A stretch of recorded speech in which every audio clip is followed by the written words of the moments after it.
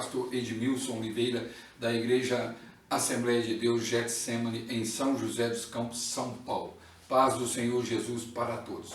Hoje nós vamos falar sobre árvore de Natal e o Papai Noel.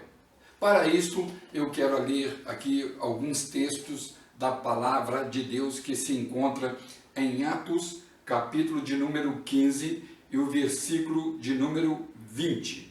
Mas escrever-lhes que se abstenham das contaminações dos ídolos, da prostituição, do que é sufocado e do sangue.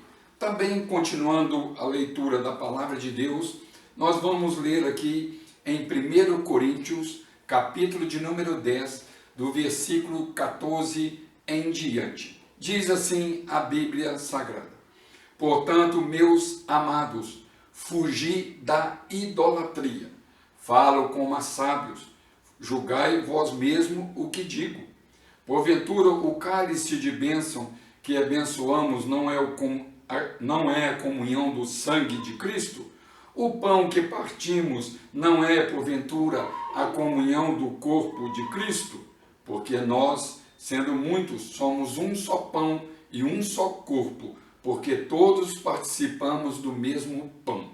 Vede a Israel segundo a carne, os que comem o sacrifício não são, porventura, participantes do altar? Mas que digo, que é o ídolo? Que o ídolo é alguma coisa? Ou que o sacrificado ao ídolo é alguma coisa? Antes digo que as coisas que os gentios sacrificam, as sacrificam aos demônios, e não a Deus. E não quero que sejais participantes com os demônios. Não podeis beber o cálice do Senhor e o cálice dos demônios. Não podeis ser participantes da mesa do Senhor e da mesa dos demônios. Pois bem, nós vemos aqui primeiramente em Atos capítulo de número 15, versículo de número 20, que os apóstolos de Jesus, depois que Jesus ressuscitou dos mortos, subiu aos céus, o Espírito Santo desceu sobre eles, eles reuniram e deliberaram que a igreja, nós, os crentes em Jesus, os salvos em Cristo Jesus, temos que abster-se das contaminações dos ídolos. Olha só essa frase, contaminações dos ídolos. Não há necessidade, portanto, do ídolo, da imagem de escultura, da foto, do retrato, da figura do ídolo estar presente. Uma vez consagrado ao ídolo, já está contaminado. Isto é o que diz a Bíblia Sagrada. Nós vemos isso também no texto que acabamos de ler em 1 Coríntios, capítulo 10, versículo 14 em diante, que diz que os gentios, os não crentes, sacrificam as coisas aos ídolos, e os ídolos deles são demônios. E o apóstolo Paulo ensina à igreja que nós não podemos comer do sacrifício oferecido aos ídolos, que são demônios, porque senão ficaremos participantes do altar dos demônios. Então eu quero falar para vocês aqui, trazer para vocês que a árvore de Natal, ela veio de quê? O catolicismo romano conquistou os escandinavos, os países nórdicos da Europa. E lá, nesse tempo, eles adoravam o deus Thor. O deus Thor.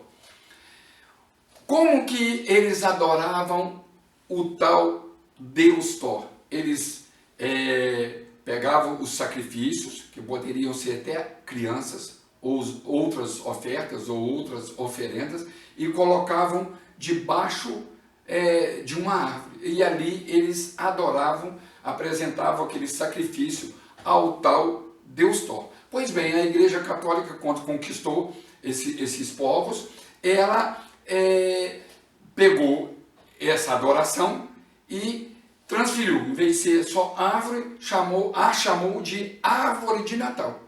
Tanto é que as crianças pegam, os pais ou quem está dando o presente, coloca debaixo da árvore. E a criança depois levanta no outro dia e pega aquele presente. Então, A árvore de Natal, conforme diz a Bíblia, que não precisa do ídolo, da figura, do retrato, da foto do ídolo, está presente. Uma vez consagrado, já está contaminado. Então a árvore já foi contaminada. A árvore de Natal é um símbolo de idolatria. Eles adoravam o Deus Thor debaixo de uma árvore. E a Igreja Católica pôs o nome dela de Natal. Então, quando você coloca esse objeto idolátrico, de idolatria, você está dando legalidade, coloca ele dentro da sua casa, essa árvore de Natal, que é um objeto de idolatria, de culto de idolatria, você está dando legalidade ao diabo de entrar dentro da sua casa, porque ele é um objeto de idolatria, de ídolos. Pois bem, e o Papai Noel? Onde entra nessa história? Também diz a história que a Igreja Católica tinha o São Nicolau. Tem ainda, né? Aliás, o ídolo São Nicolau, que eles chamam de santo. E diz a Igreja Católica que esse tal de São Nicolau era uma pessoa, um homem que ajudava os pobres. E ela pegou esse tal de São Nicolau e colocou o Papai Noel. Então, o que é essa figura do Papai Noel? É um símbolo de idolatria, porque ele representa o tal São Nicolau.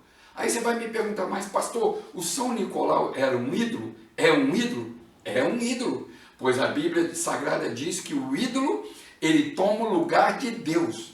Por isso que ele é chamado ídolo. E lá em 1 Timóteo, capítulo de número 2, versículo de número 5, diz que há um só Deus e um mediador entre Deus e os homens, Jesus Cristo, homem.